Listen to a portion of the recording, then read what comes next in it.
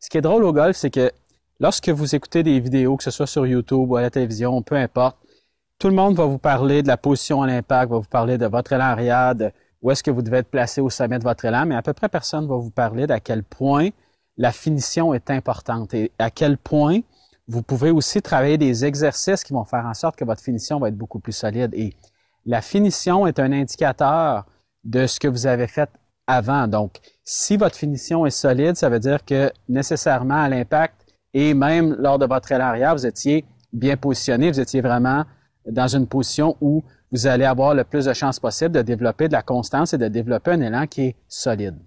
Aujourd'hui, je vais vous donner un exercice qui est ultra simple pour vous assurer de comprendre ce que vous devez faire au niveau de la finition, mais surtout pour vous faire réaliser à quel point vous allez faire pratiquement la même chose que ce soit dans votre mouvement arrière et dans votre mouvement vers l'avant, donc lors de votre finition. Lorsque vous allez vous installer pour faire votre mouvement, on travaille toujours du fait, par exemple, que, OK, lorsqu'on veut démarrer notre mouvement, on veut sentir que le corps vient se tourner et qu'on n'a pas trop de mains qui viennent se tourner ici. On ne veut pas monter le club comme ça ici ou peu importe. Mais même si on le travaille vers l'arrière, si on ne le fait pas bien vers l'avant, tout ce qu'on a fait vers l'arrière, ça sert absolument à rien. C'est ça qu'il faut comprendre là-dedans. Donc, l'exercice aujourd'hui, c'est un exercice qui est ultra simple pour vous faire réaliser. Et si vous écoutez mes vidéos régulièrement, vous savez à quel point je dis toujours qu'on veut faire sensiblement la même chose que ce soit vers l'arrière et vers l'avant. Mais aujourd'hui, on va vraiment mettre ça en pratique au maximum. Oubliez jamais que le facteur numéro 1 qui vous empêche d'avoir une bonne finition, c'est la balle de golf. Quand vous faites le mouvement vers l'arrière, que vous travaillez votre mouvement, que ce soit au niveau là, dès le départ, d'avoir un peu plus de main ou pas, ou peu importe, d'être placé au bon endroit vers l'arrière, pour la majorité du temps, c'est relativement facile à faire. Pourquoi? Parce que le cerveau n'a pas à penser à l'impact. Tout ce qu'il fait, c'est qu'il pense au mouvement qu'on veut faire pour arriver au sommet de notre élan. Mais ce qu'on va essayer de faire aujourd'hui, c'est juste de s'assurer que lorsque vous allez redescendre à l'impact, mais surtout après l'impact, de vous assurer de comprendre que le but n'est pas nécessairement de focusser sur la balle, mais bien de focusser sur votre mouvement pour essayer de répéter la même chose que ce qu'on a fait vers l'arrière. Et vous allez développer la même facilité à faire votre finish que vous l'avez à faire votre élan vers l'arrière. Maintenant qu'on sait que le problème est lorsqu'il y a une balle, ce qu'on va faire, vous allez vous installer comme si vous vouliez taper une balle. Et ce que vous allez faire, aucun mouvement vers l'arrière. Donc, vous ne voulez pas sentir ce mouvement-là ici.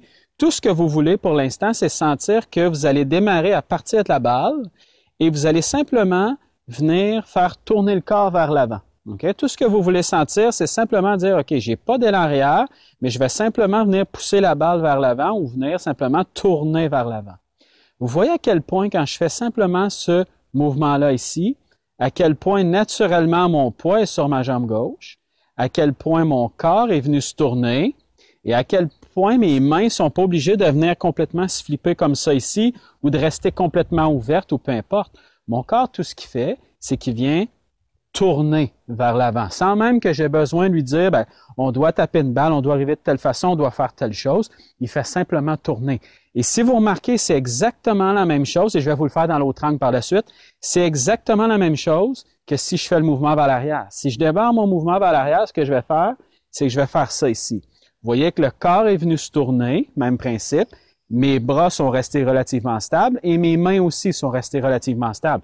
Je suis pas arrivé comme ça, j'ai pas monté comme ça ou peu importe. J'ai simplement laissé tourner le corps vers l'avant. Tout ce qu'on va faire, on a fait ça en arrière ici, on stoppe le mouvement. Répétez exactement la même chose vers l'avant. Faites simplement tourner le corps. Et vous voyez lorsque vous tournez comme ça, à quel point c'est un mouvement qui est beaucoup plus stable probablement que ce que vous faites à l'habitude. Et si je vous le fais dans cet angle-là ici, premièrement, au niveau du mouvement vers l'arrière, qu'est-ce que je ferais? Je ferais ce mouvement-là ici. Vous voyez que je laisse simplement tourner le corps. Ce que je vais aller chercher, si je vous montre maintenant le mouvement vers l'avant, j'ai fait ça en arrière ici. Ce que je vais aller chercher, c'est ça en avant. Vous voyez à quel point ce que je fais, c'est que je garde vraiment une stabilité au niveau de mon arc de cercle et tout ce que je veux faire à partir d'ici, c'est simplement de faire tourner mon corps. Et la raison pourquoi c'est si facile, c'est simplement parce qu'il n'y a pas de balle. Aussitôt qu'il y a une balle, qu'est-ce que naturellement on va faire? On va focusser sur elle. Notre but est de venir la taper au lieu de se concentrer à faire le mouvement en tant que tel. Je m'installe. J'ai fait mon mouvement vers l'avant comme ça ici. vous voyez que simplement en faisant ça, j'ai éliminé la majorité des problèmes. Donc, si, par exemple, lorsque vous arrivez à l'impact, vous avez tendance à garder le poids vers l'arrière, ou si vous avez tendance, par exemple, à venir tirer vers vous, vous allez voir lorsque vous faites ce mouvement-là ici, de simplement laisser tourner, vous allez voir qu'il n'y a rien de tout ça qui va arriver. Et ça, c'est bon signe. Vous devez entraîner votre corps à faire ce mouvement-là au même titre que vous l'entraînez à faire le mouvement vers l'arrière. Si je suis ici vers l'arrière, donc j'ai un bon mouvement comme ça ici, mais que j'arrive à l'impact et j'ai l'air de ça, et après l'impact, j'ai l'air de ça, ça donne absolument rien. Tout ce que j'ai fait vers l'arrière donne absolument rien. Donc, on va s'entraîner autant d'un côté et de l'autre. À partir d'ici, ce qu'on fait, donc on a tourné tout simplement ici, mon poids est là, mes mains sont stables, mes épaules ont bien tourné aussi. Tout ce que j'ai à faire à partir d'ici, assurez-vous simplement de laisser tourner votre corps et monter vos bras par-dessus votre épaule gauche, et c'est tout. C'est tout ce que vous avez à faire et votre finition est solide comme ça. Donc, si je vous le fais dans l'angle ici, je viens tourner, automatiquement mon poids est sur ma jambe gauche, tout est stable ici, j'ai simplement laissé tourner. Tout ce que j'ai à faire, j'ai simplement à partir d'ici à continuer de tourner et à monter mes mains par-dessus mon épaule gauche et automatiquement j'ai ma finition. Et vous voyez que automatiquement ça me donne pas une finition qui ressemble un peu à ça ici qu'on voit trop souvent, ou j'ai pas non plus une finition qui va ressembler à ça ici où vous voyez que mon épaule droite est rendue complètement par-dessus ma gauche. Naturellement, si vous enlevez le facteur de la balle pour l'instant et vous faites simplement tourner, ce qui va arriver, c'est que vous allez développer la même sensation que ce que vous essayez de faire lors de votre mouvement vers l'arrière. Et le but de cet exercice-là, c'est surtout d'enlever toutes les mauvaises positions qu'on peut avoir à l'impact et qui sont reliées à pratiquement 100% au fait de vouloir venir taper une balle ou la faire lever dans les airs. Et vous savez que la plupart des gens, lorsqu'ils arrivent à l'impact, qu'est-ce qu'ils ont l'air? Ils ont l'air un petit peu de ça ici. Le poids est sur la jambe arrière, les mains viennent se flipper parce qu'on essaie de faire lever la balle dans les airs. Oubliez jamais que le but est de laisser le club travailler. La face de club a un angle. Okay? Votre tête de club a un certain angle. Naturellement, si vous faites votre mouvement de balancier, ce qui va arriver, c'est que le club va arriver à peu près avec cet angle-là. Et c'est le club qui va faire lever la balle dans les airs. C'est pas vous en essayant de la faire lever. Et c'est ça qu'on essaie de travailler avec ce mouvement-là. Plus vous stabilisez votre mouvement vers l'avant comme ça ici, plus ça veut dire qu'à l'impact, vous étiez stable. Plus vous êtes comme ça ici, dans la même position, mais vous voyez à quel point j'ai flippé mes mains complètement, plus ça veut dire qu'à l'impact, pour revenir ici, j'aurais l'air un peu de ça. Donc, automatiquement, je sais que mon impact ne sera pas bon du tout. Et même principe pour les gens, par exemple, qui ont de la difficulté avec le fait de venir pousser beaucoup trop vers l'avant comme ça, où la tête va venir complètement dépasser le pied gauche et où mon centre de gravité est complètement rendu vers l'avant. Mes bras sont obligés de venir tirer parce qu'ils n'ont plus d'espace, parce que sinon, ce qui va arriver, c'est que si on les éloigne, on va perdre l'équilibre complètement vers l'avant. Mais cet exercice-là va vraiment vous faire sentir ce mouvement-là. Et plus vous allez sentir que vous faites simplement tourner comme ça ici et que vous sentez légèrement le poids sur votre jambe gauche, plus vous allez sentir que c'est facile pour vous de venir tourner. Votre rotation va se faire excessivement plus facilement comme ça que si vous êtes dans cette position-là ici ou dans celle-là.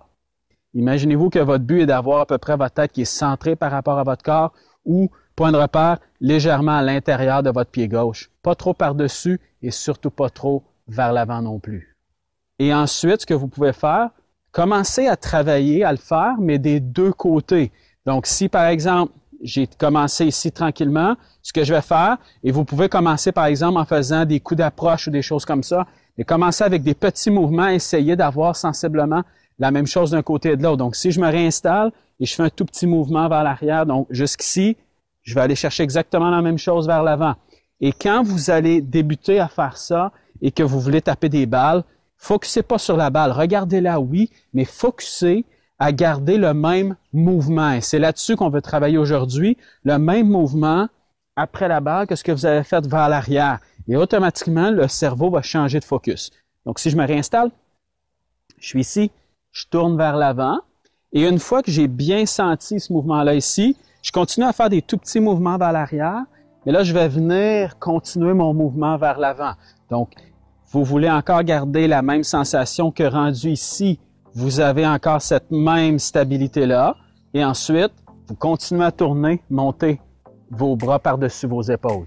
Et plus vous allez sentir ce mouvement-là ici, plus par la suite, vous pouvez commencer à monter un peu plus haut vers l'arrière, mais aller chercher encore exactement la même sensation vers l'avant. Vous devez absolument travailler votre mouvement vers l'avant. Votre finition, vous devez la terminer. Vous devez la travailler.